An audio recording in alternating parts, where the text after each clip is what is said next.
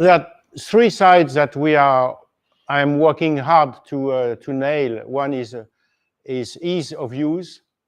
So it should be installed and then just working straight out of the box without having to do setups. I mean, the essential setup for a freelance translator is done. You only have to specify your source and target languages, and off you go. The second thing is there are two, I would say, disruptive technologies that we love and hate. One is, of course, machine translation, for the better or for the worse. It was an object of joking and laughs 20 years ago, and now it's become mainstream. I'm not going to take a survey of how many of you use the technology, because this is recorded and the world doesn't want to know that, and especially your client or whoever.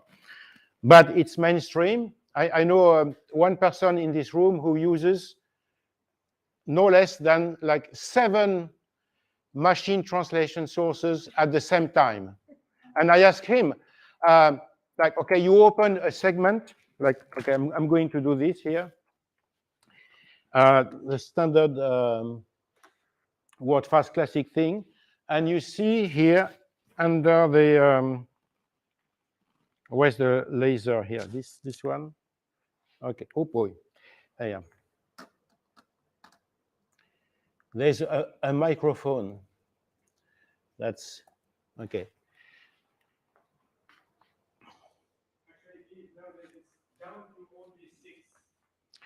So,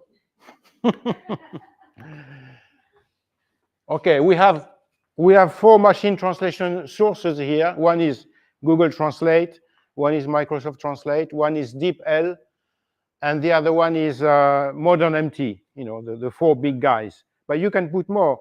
Dominique has other, and Yandex. He's got 6 or 7 of them.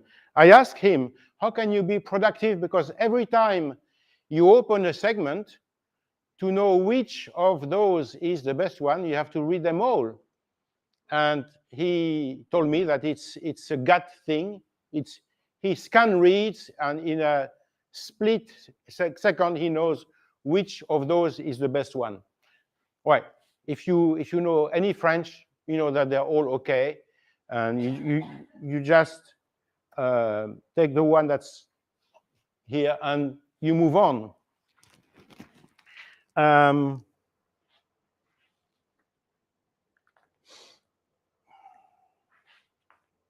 Oh.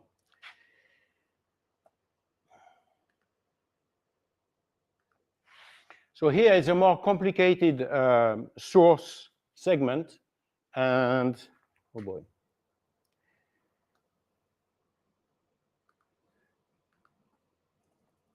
And here it's, I'm sorry, here it will not be clear at the onset if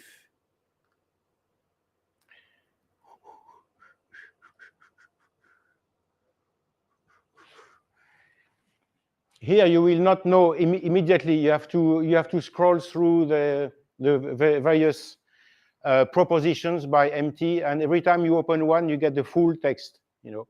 And of course, okay, I'm doing 2 things at the same time. Okay, but it's unlikely that the whole source will be correctly machine translated. So here comes the main point. Sometimes we translate for the money. We translate to pay our rent, or to pay our children's tuition, or what else, you know. Okay. And then productivity is the key point. So with MT, there are 2 chief reasons why MT is still not completely and fully embraced by all translators, and I completely understand that. One, of course, is the client saying there's no way you use MT because we don't want you to send our content out in cyberspace. And you signed here, and if you break this law, you are going to be sued for millions. Okay, all right. So we don't touch MT because it goes over the web. The second reason is productivity, of course, because if you have to post edit MT, you're always thinking maybe it's better just translate just out of the blue. It's going to be faster than post editing some kind of a cyber crap, you know. Okay. And it's up to you to decide which is better, which is faster.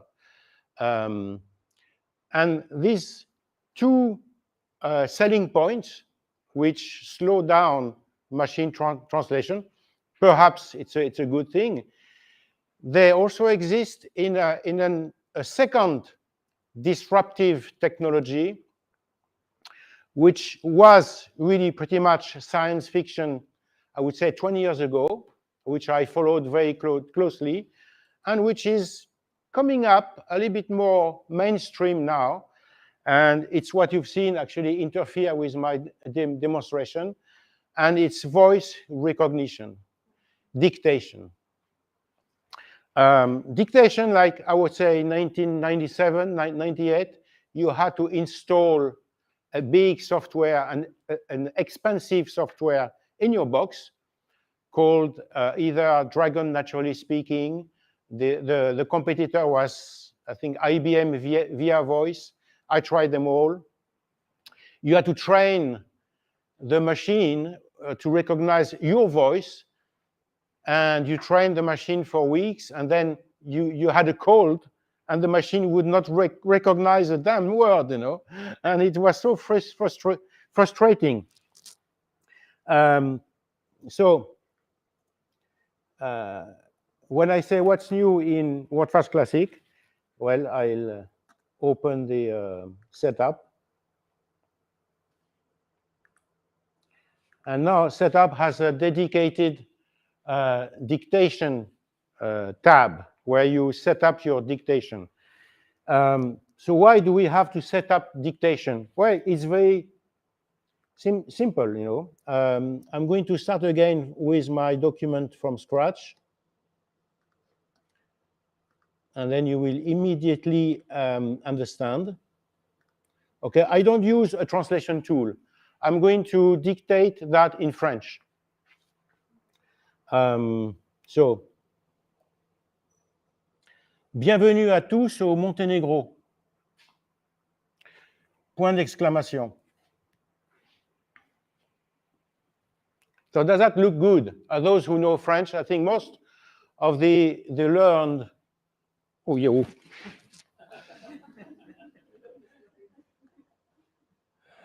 Okay.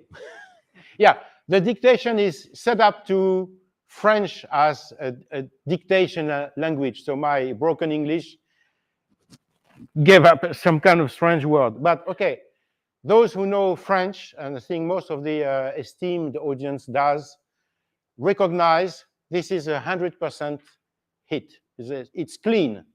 And I didn't train this. This is actually, I use the, okay, I have to show you the, I use this guy here, which is part of the standard Microsoft Word 2019 and 2021 setup. So if you have a subscription, a paid subscription to, or a paid Wordfast 2019, you have this. I'm not 100% sure on a Mac, but if it's not yet done, it's going to come fast. The second thing is, contrary to Dragon or IBM via voice, you don't need to train the system. The question is why? Well, it's exactly, in fact, the same as MT. MT used to be a kind of a dumb MT in the past, which was basically a word-for-word thing, and the machine would try to take a sentence and groom it to look like It was good, but okay, it was a fail, I would say 4 times out of 5. I'm talking about Sistran and Power Translator. I mean, those things, okay. And then the big guys came in the 2009, 10, 11, Google Translation and Microsoft, and they use 2 things. One is artificial intelligence. So it's not exactly a word-for-word thing, and it can solve ambiguities pretty well. And the second thing they used is a massive database, which made MT incrementally better, really, as you all know. So there's still a stopper, which is, you use over the web MT, and number 2, is it good enough that I don't waste my time trying to really post it? Dictation is just the same.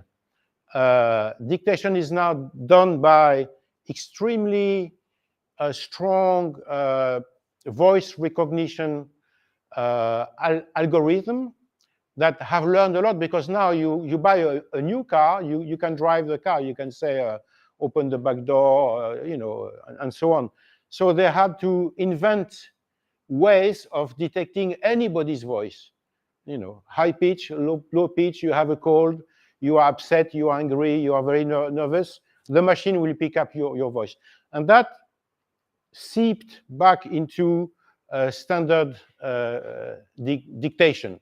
So now dictation is also a big data thing, a neural thing, and the good news, there's a good news, it's going to pick up your voice and reliably change it into text.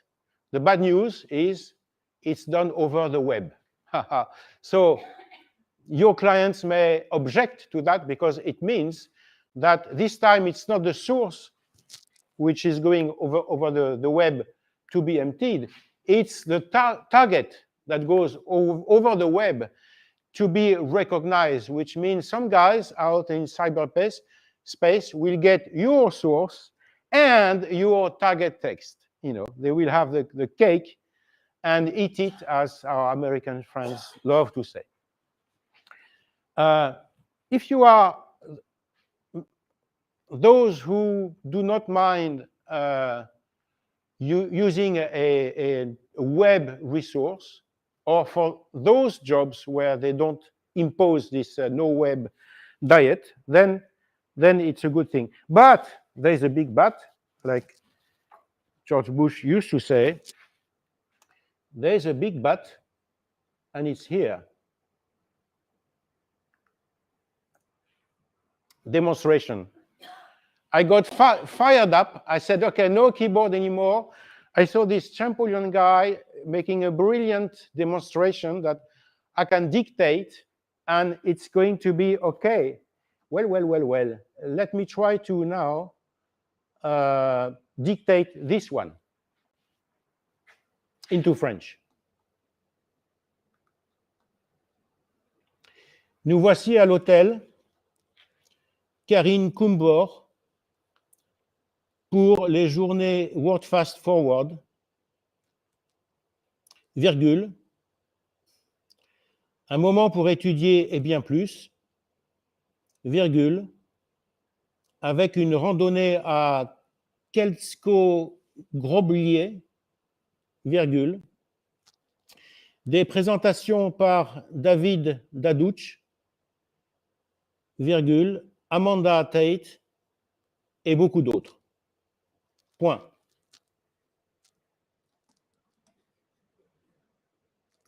Stop the mic. Now, what do you say?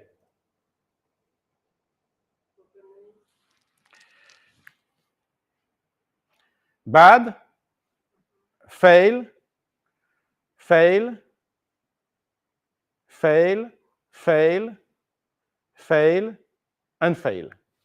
It's going to take you longer to correct every typo than it would be to type a new text. So the takeaway is, okay, recognition, machine recognition, voice recognition is not ready for prime time. Okay, it's maybe in 10 years I'll come back and take a look, because I'm not going to be productive enough. Now, I've been coming back to dictation every 2 or 3 years for the last 25 years to see if there was any improvement. And then one night, was in a dream perhaps, something dawned on me. And that only a translator could click there. You see, this and this is bad. All right? But when we open a segment, the translation tool has the source. That's the number one thing. The place where a voice recognition fails most of the time are precisely things that are not translated. That's why it gets really interesting. The translation tool should be able to predict whatever you're going to translate. Like it's going to, okay, I'm going to say, nous voici à l'hôtel. This is French. And then I pause. And the machine should prompt me, do you want to bring down Karine Kumbar here? And then move on. And then Wordfast forward. And then those names. And then this. And then it could be numbers and figures and those kind of things that, we translate translation manual. So I have a demonstration. If it doesn't work, I ask for your understanding, and there will be another Wordfast Classic session.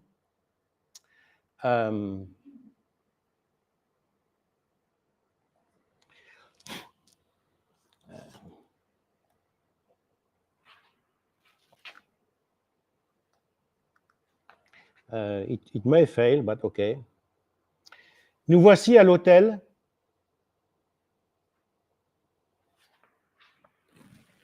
And look, you see, you are used to Wordfast Pro, most of you, and the others, oh, you.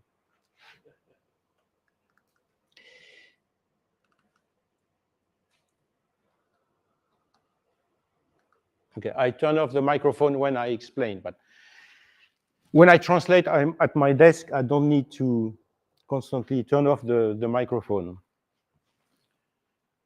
You see, I dictated the translation in French. Here we are in the hotel. Nous voici à l'hôtel. And immediately, the translation tool, which is Wordfast Classic, said, okay, this guy is going to want to say the name of the place, which is here. So it prompts me for 3 different choices. And then I can just keep going. Pour les journées, don't touch. See? Oh, yeah, this is going to be. No, normally I should have a microphone here. I'm speaking to the tablet's microphone.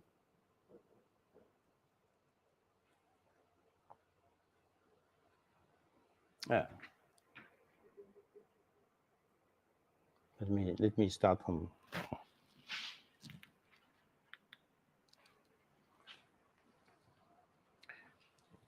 Pour les journées,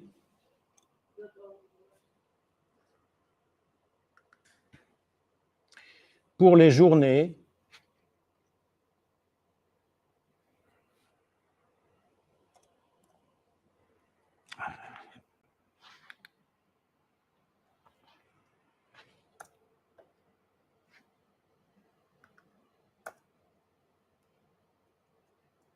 okay, it's a big fail.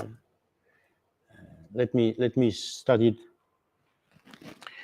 Nous voici à l'hôtel.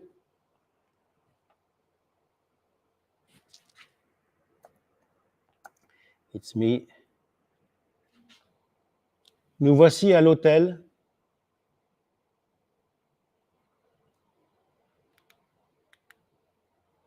Pour les journées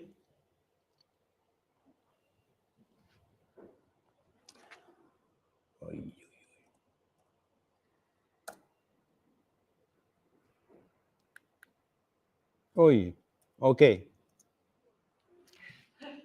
You have to come to the other presentation of Wordfast Classic tomorrow, where I will get it right with the microphone. And you see what I use?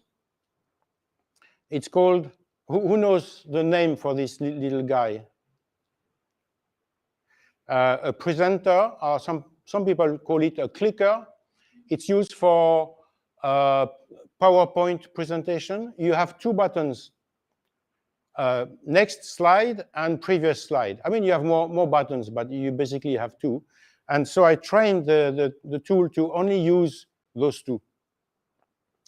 So when the translation tool predicts that you are going to use one of the untranslated words in the source, it prompts you, and you just click yes or no. I take this, or I don't take this. And if you press the OK button, which is actually the next one, the next button, it will place this term, and then you keep on dictating. And in a quiet room, not like here I'm just next to this projector, which does a rumble, My voice is pretty stressed, overstressed, and the poor machine only has the microphone, which is built in, which is very, very bad. I have this microphone, and tomorrow I will put it here, and I will dictate like a boss. And then you will see that a segment like the one at the top is translated in no time, because there is a prediction on whatever I'm going to say, which I either I agree with or I just pass, And then you get a dictation that is actually productive, and that is only it's possible only precisely because the translation tool has the source text, and it has all the difficult parts that the target language will fail on, those names, And dictation is actually, it's like empty. There are some documents that lend themselves better to dictation, like everything that looks much more like spoken language, or with a classical flow of text, like I would say most of the things. Now, if you do technical things, with a lot of figures and numbers and things that are not really text, but that are more like technical jargon, then it's more difficult. But I would say, like, as a translator, I would say a good half of all the documents that I translate are very good candidates for voice recognition. And I would say, as we stand in 2022, if you couple VR or voice recognition with your translation software, it does really save time. Now, I will close on that. For anybody who will be interested in voice recognition and try to see if it's for them, it very much depends on our attitude toward technology. If we expect voice recognition to be write 100% of the time and give a flawless dictated text 100% of the time, no. You will have some segments where a word was wrong or a comma was not in the right place and so on. But we are translators. We proofread. I don't see anybody who sends a translation after the first pass. So actually, when we proofread, we have to read again each and every sentence, and we are at the keyboard. So it's not really a drag to correct a comma that's missing, or sometimes my dictation, instead of putting a comma, it just writes comma in French, you know. So okay, that's not a big deal, you know, and we could very easily automate a system that finds those things because they're always the same mistakes. It's a bit like QA that can transform figures or non-breaking spaces or stuff. That is very easy to automate. So my view is that in the next few years, most of the translation tools will offer an assistance to voice recognition. It's coming fast. It's coming fast. And in my talk about Wordfast Classic, I will give you a full-fledged and I hope really technically good example of dictating when you have difficulties like this. So thank you for your attention. Yes? We have Emmanuel joining us from Australia, live streaming. And she asked at one point, I'm not sure how far back, but she asked, is this function based on the recognition of placeables? In this case, words starting with a capital. No. In fact, can you repeat the question? Yeah.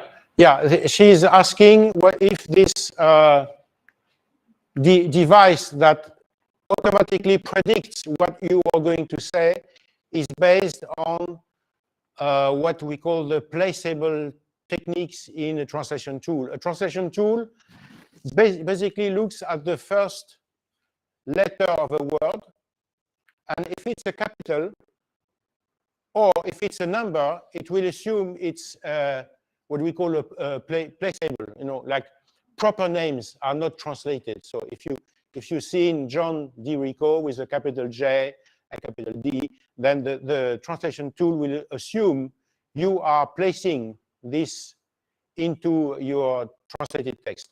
My answer is not really no. In fact, it's part of the technique to predict what is going to be dictated next.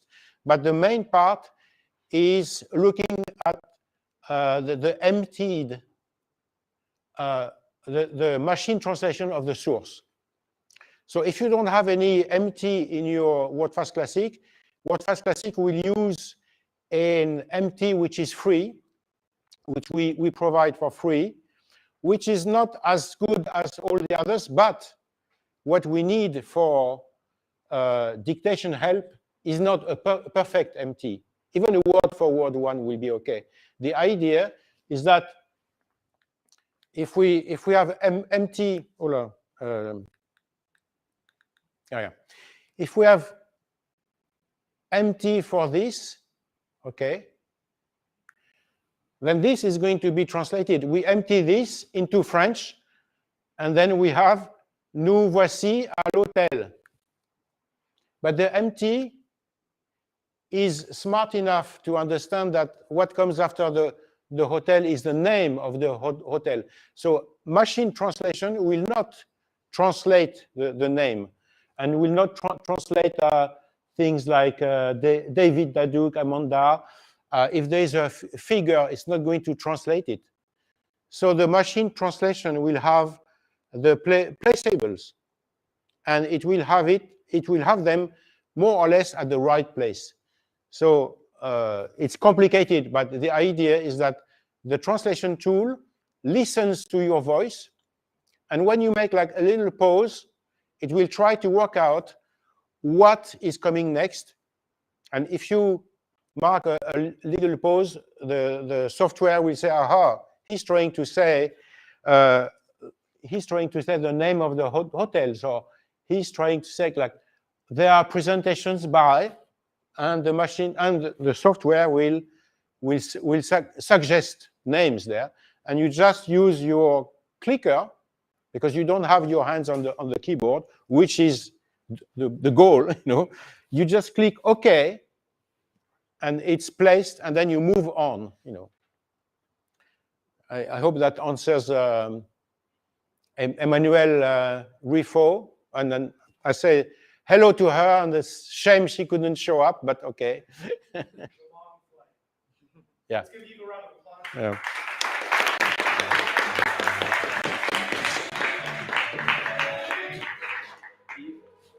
That dictation is on the Macs as well. Microsoft Word for Mac. Oh, okay, good. Let's get down to business. So we have our next speaker coming up, Danny Lopez, who's a developer of Wordfast Anywhere, and he's going to